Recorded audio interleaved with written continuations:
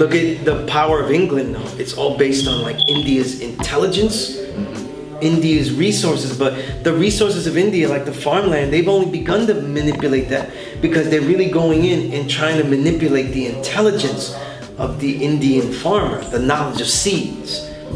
This is how Monsanto's getting so much, because they learn about the seed and then they try to recreate it in the worst way so it could be a Terminator seed and die, and then they could sell you a new seed, but they get the knowledge. They have to get the knowledge of those Indian women.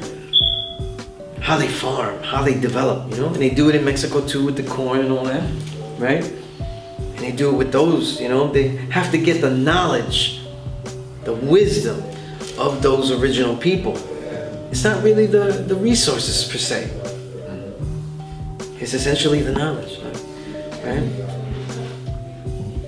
How many renaissances does India have to have in their history to realize that that's really what majorly fuels the intelligence and the growth of intellectual England?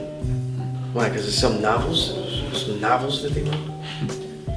You know what I mean? Because it was Parliament when they put the wig on to get genius, right? We don't look at like in the intelligence that has been raped of original people all over the globe, and of course we grow up thinking that we don't know anything, that we're stupid. You know what I mean? Right? Look at a Latino, like a Puerto Rican. Technically I'm supposed to be a 500-year-old man. I was made in that island after white people, after everybody, you know? And then most of the parts I'm made of is other original people that got killed or enslaved, you know?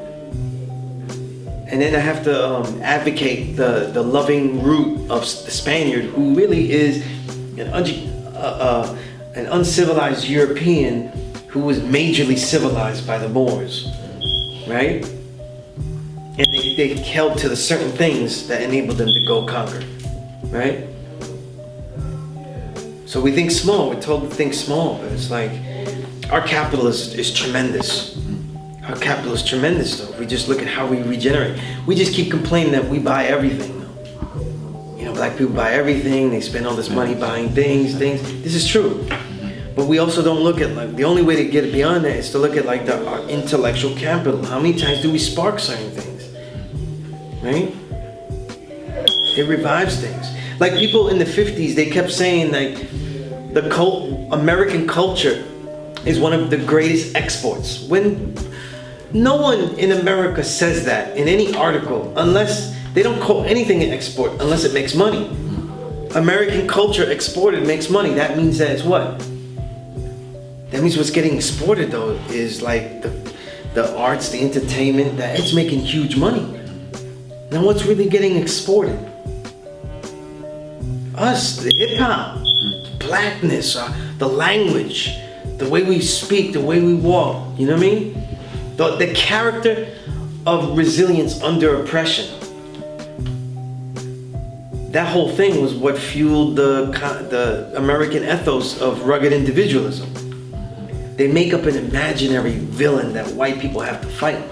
You know, you have to fight, you have to get yours. Rugged individualism, screw everybody else, get yours. Kill the Indians, get yours. Use the slaves, get yours. If Mecca did this,